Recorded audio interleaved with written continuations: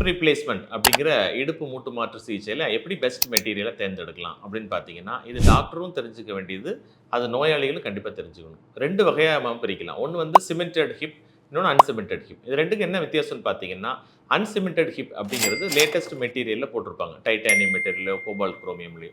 இது வந்து அந்த ஸ்டெம் வந்து நம்ம அந்த போன்குள்ள போடும்போது, அந்த எலும்பும் அந்த இம்ப்ளான்ட்டும் தானாவே என்ன ஆகும்? 2, 3 மாசம், 1 வருஷம் காலத்தில ஸ்ட்ராங்கா பைண்டிங் ஆயிரும். பாண்டிங் அப்படின்னு சொல்லுவாங்க. ஸோ இது வந்து அன்சிமெண்டட் ஹிப். நல்ல போன் குவாலிட்டி, யங் ஏஜ் அது மாரி ஸ்ட்ராங்கா இருக்கவங்களுக்கு இந்த மாரி உள்ளது போடுவோம். சில பேர் வயசாகியிருப்பாங்க. அந்த எலும்பினுடைய ஹோல்டிங் பவர் இருக்காது அவங்களுக்கு.